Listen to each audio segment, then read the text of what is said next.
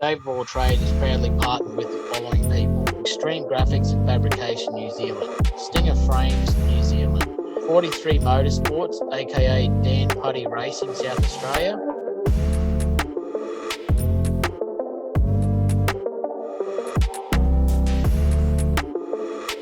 Jetcor Yamaha and Honda Alice Springs,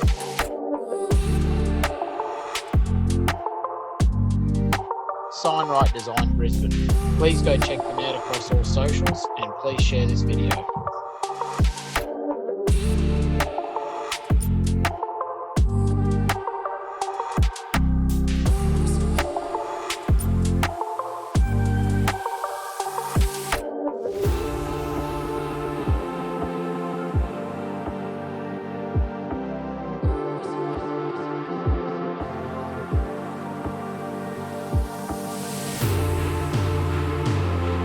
Well, I'm here with a bit of a Kiwi legend, Ann Plummer from Hawke's Bay. And how you doing tonight?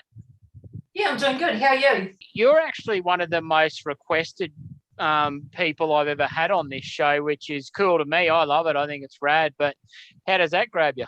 I have no idea why people have requested me, because I'm just me doing my thing. With not everyone I do of these, I do put questions out to the internet sometimes and see who's got something to ask. But again, so far you've got the most questions. So this has been really easy for me. I'm just going to rattle off some questions and I don't have to do anything really. Oh, that's all right, because I think I've got some answers organised, but, we'll just go with the flow, eh? No worries. So first question is from Sue Forrest. And she has, how did you get into sidecar racing and at what age? I was about 22 and I was flatting with a guy that had raced sidecars or was racing sidecars at the time. I'd never seen them before, so I thought they were pretty cool, and I'm always interested in bikes anyhow. I expressed an interest to have a go. He sort of turned around and he said, "There's no place for women on the track." So I thought, okay, here's a challenge. And I found a guy that was selling a bike that needed the motor repaired, and he had a trailer also. So I just got stuck in and bought the bike and the trailer, got the bike repaired, found a rider, and off I went. I'm the same way. If someone tells me that I can't do something, well, that's the first thing I'm going to do. And here you are, these years later, proving them wrong still. Yeah, well, my husband's actually met up with him recently, so it was quite tongue-in-cheek, actually. It was really funny just to think, well, I'm still out there doing it and you're not. Nigel Cacao, I think, and he's got, can you describe the feeling you get from racing? Lots of mixed emotions with the racing. You get quite nervous first race of the evening generally. Get up to the line, you get really focused on what you're doing. I try really hard not to look at the opposition. First corner is, well, for the start, it's like run, it's the make or break of a race mostly. Get down in that first corner, I put my backside out so that people can't get past. When the race is going really good, it's awesome. Everything just goes silky smooth and it's really, really enjoyable. Big smile on the dial. When the track's a bit rough, you kind of think, oh my God, am I going to last this? But you just hang on for dear life and go for it. So yeah, it's quite exhilarating really at times. And other times it can be quite frustrating, but you take the good with the bad and you trust your rider.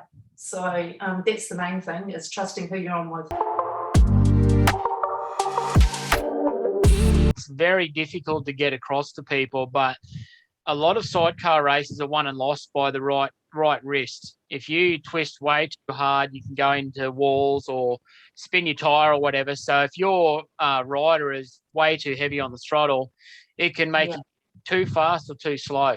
The way I have it, I'm really, really lucky that I've had a couple of excellent riders. For me, communication is the name of the game.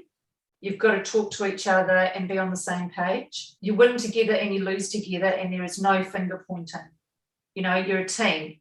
So if there's ever any finger pointing, watch out, because I'm not putting up with that, and vice versa, So yeah, we're a team and you've just got to work together. It's a really cool relationship to have. Taken pretty much all the words I was going to say out of my mouth, which is awesome, because it's not very hard and not very easy to make me speechless. Who was your husband first to you how did you meet and all that? Was it via racing, or how did it come across? Tim was racing before I raced. He started probably the early 80s, and then went away to work, and then I came in and seen about 84, 85. He was a friend of the guy that was riding for me after I bought my own bike. So I met him through him. Me and my rider actually had a crash one night, and Tim ended up taking me up to the hospital, and we just got on after that, basically. He used to sort of kidnap me up to Auckland from time to time and shoot me back home again on the plane. The only husband and wife, or the only Kiwis I really knew of properly, was Philippa and Spud, and it's cool to learn that you and your husband were involved in racing. And I don't know the deal, but you're obviously still involved now. Is he as well? He builds his own bikes as well. He races with my daughter. Tim hasn't been particularly healthy. Well, yeah, he's been sick at the moment, just with health stuff. So he's calling it for this season until he gets better. I've raced with Tim probably for 1-2 seasons maybe, and other than that, I've been on with other riders. But how do you get around nowadays? Have you got one leg this much shorter than the other, or do you get around pretty good? Yeah, no, I've had one. I had a major crash before we actually hit the track on the day of the first practice, and I think a lot of sidecar people will relate to this, that got over enthused, and a friend from up the road came down and we jumped on the bike without protective gear on. I lived out the country, took the bike for a blat up the road. Straight road, our bikes are made to go around corners. We had a choice of either taking the bridge out or the big gate posts. So we went for the gate posts, and I injured myself quite badly in that.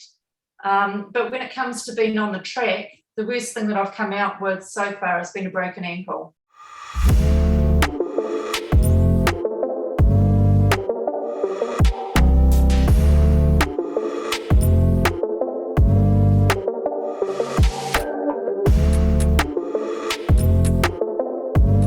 I was pretty lucky that day that my husband, he was in the bike following when we hit the wall, and I rolled on the track across in front of him. He had to throw the bike sideways in order to scrub off speed so that he didn't hit me. So he just managed to nudge me a little bit. Now, touching back on the internet stuff, this isn't a question, but this was a guest from last week. Jamie Mooen writes, New Zealand sidecars, speedway mum, great lady, and an absolute legend. Wasn't he lovely? Oh, hang on. He's actually got questions too. So no. He has here, what was your favourite bike that you've swung on so far? I would have to say 21P now. It's a green and white bike. Mike Zahn built it, and he won the New Zealand champs on it many moons ago. Glenn Murray owns it, and I spent 9 seasons with Glenn racing on it. It's just like a really comfortable old slipper for me. The bike that I'm on at the moment is quite good. I race with Craig Bowler, and I'm just still getting used to that because both bikes are quite different. So, but yeah, 21P would be my preference of the two. I'm new to Mike Zahn and his little wizardry and all this sort of thing, but this is your interview, but again, what a freak. I can't believe what he makes. So it's cool to hear that, a bike that he come up with is so nice to be on. It's really comfortable. Yeah, it was. Yeah, I did. I found it very, very comfortable. And I suppose just Glenn and I kind of meshed together very well. And so that made riding quite easy for us, really, I suppose. But yeah, Mike's always thinking ahead and coming up with new ideas all the time. It's hard to keep up with him. We all call it swinging, but style of being a passenger. There's a big trend I'm noticing in a particular part of Australia now, where off the start, the passenger will grip the handles and everything and hold the waist of the rider and be actually standing up like a spring.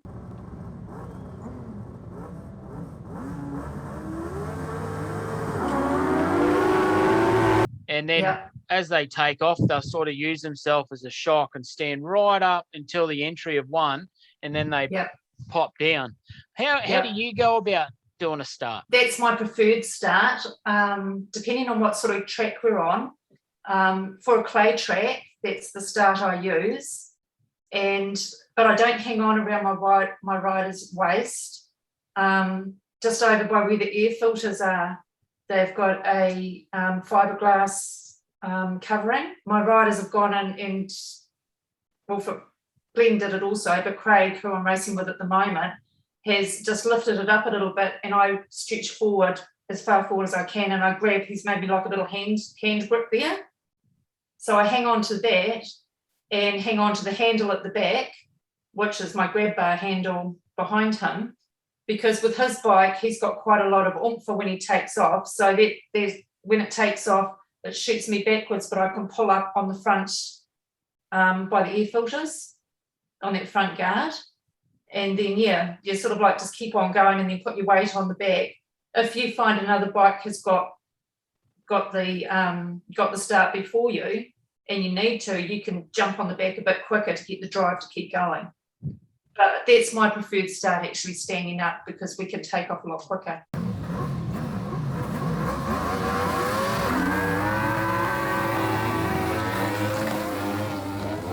Now that I do what I do here, I actually get time, because I used to be a commentator. I never really paid attention. You'd only ever sort of watch the action, whereas now I can be right here and I can see everyone's little technique. And that's one I've noticed is very popular now with the very high up riders. It all depends on where you need your weight on the bike, though, because like when the track gets quite slick in that, you will need your weight more on the back of the bike to get the drive, so the back wheel doesn't spin. So it's pointless being up the front because your weight's up that way further. So you need to sort of reorganise yourself, put your bum on the ducktail end, get your weight onto the wheel so that you can shoot off that way. You've just got to read the track really and work out what start you want to use and, you know, what's going to be best for you. I think you're right too, because you said this before about having that relationship with your rider, and it's really special when you watch a team that are doing everything together on the track. You can hear it too. If you shut your eyes, you can hear what they're doing, and it's really cool to watch. Well, sometimes Craig can hear me on the side when I'm sort of like saying, no, don't hit them, or yeah, let's go for it, you know. So we don't need a microphone between the two of us at all, really. Seeing the people with their little games and trying to settle themselves down so they're not so nervous. And the latest one here in Brisbane's try and hit me while they're going up to the tapes. Oh, right. Yeah, I saw that actually. Yeah. You stood your ground, did you? I'm just too fat to run. I don't bother. Man, you just got to trust them, eh? Jamie has another question, Jamie Moore, that I'd love to ask, because even when you watch old tapes of the old style bikes where they're sort of, the term I've been told by people is they're called stand up and fight them, because they didn't go nice into corners. They were always front wheeling. But how do you compare swinging on an older bike, like the really old style, before the current sort of... The old bikes, like we didn't have the big fairing around the front of them, the big wing. So more often than not, as a passenger, you would get whacked in the back with someone's third wheel. So you certainly felt the shine. The older bikes, you moved around a lot more. You know, like when you want to drive, you could really just sort of hang off the back big time and put all your body weight back here to get the drive. With the new bikes now, they're sort of like made a lot lighter. They're quite comfortable to swing on, and you don't have to move as much. You know, every little movement does something basically. And I think that's where it's found sometimes with having females on the side, that they're a little bit more graceful going backwards and forwards. You know, their movements are more fluent, rather than having like the big 100 kg guy that goes flip-flop. It's just how everything's evolved and improved in that. You've got the lighter frames, and you seem to have the passengers are a lot lighter. and smaller movements make bigger changes on the track, you know. I actually prefer the new ones. Because you get people that are so stuck in their ways of the old style was the best and all this. And yeah, I do appreciate where things have come from. And classics are cool over here. We've got some real cool classics.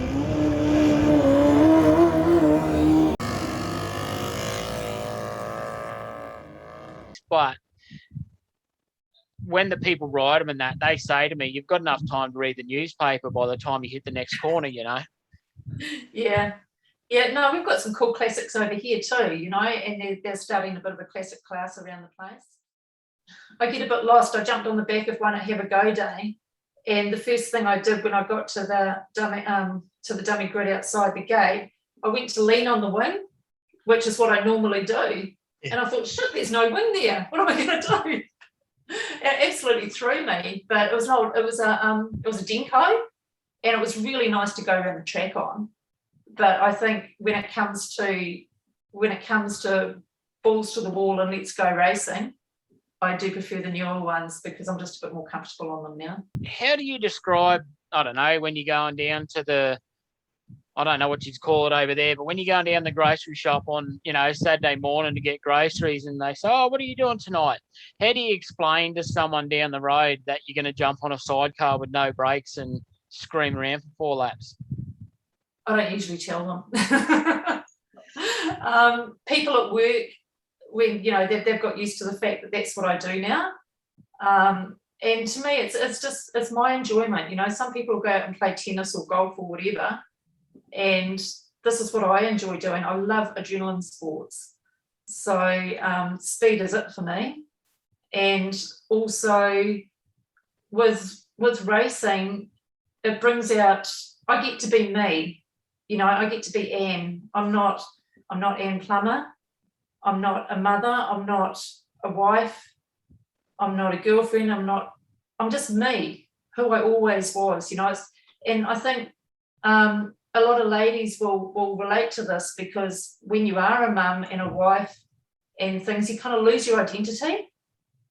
So to me, racing is where I can be Ann, you know, and I'd like to think that I'm respected for me, not for who I'm related to or who I'm married to or anything like that, you know. To me, that's important. Yeah. You just nailed a massive, massive topic for me that I was thinking of ages ago, but I got a scatterbrain. But it is cool that women actually get to have an identity, because you are right. That is something that, you know, women friend of mine struggle with, where they become Mrs. Jones or they become, you know, Bob Smith's mum or whatever, and they don't really get to be something for themselves. So that's a really cool thing you brought up. I totally forgot about that. Well, the guys, the 2 riders that I've had for the most length of time,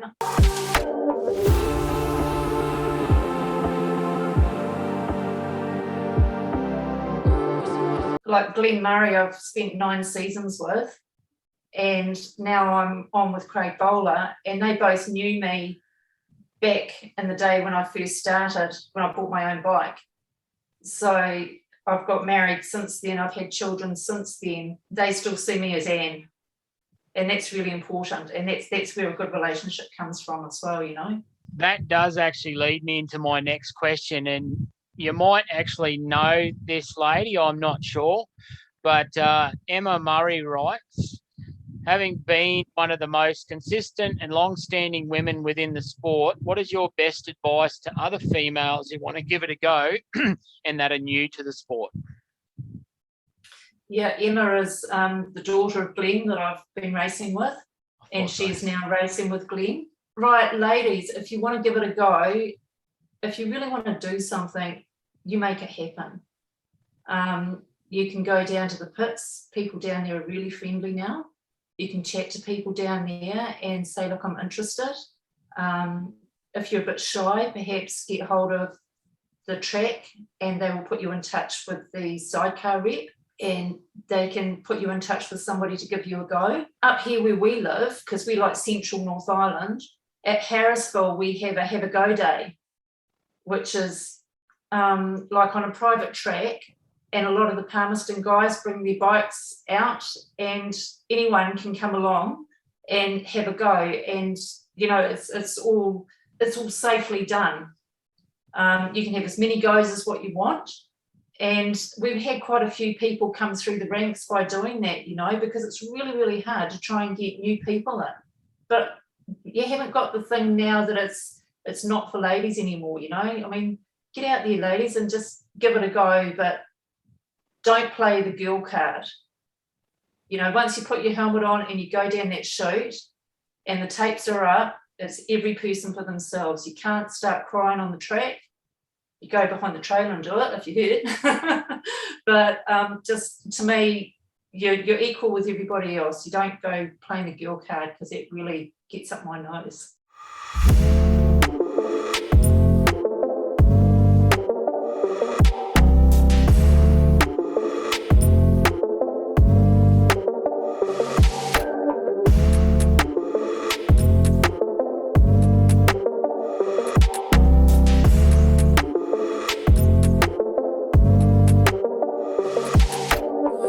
Speedway, you end up having a Speedway family, where you can ring these people if you need something, not just for Speedway, but in general, and you do spend a lot of time together.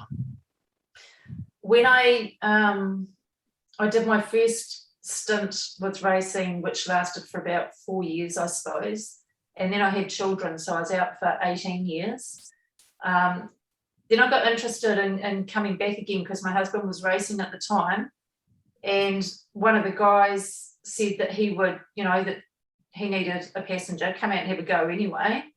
And I had this chat with my husband in the car one day, and I said, I want to get back into racing. And I said, I'm going to do it with or without your help, because this is something that I want to do. Bringing in the family thing, we had our daughters. They've grown up around these people, around racing people. And I said to my husband, look, we've had crashes before, we've walked away from them, but with the Speedway family, there's always people there that will take your children and keep an eye on them. We trust these people. And you see time and time again, when there's been an accident on the track, the other competitors, they get your bike, they load the bike up ready for you, they gather all your things together, and then they'll be ringing you up saying, hey, is there anything you need? How's everything, And this is what it's like. We are just one big family, and everybody supports each other.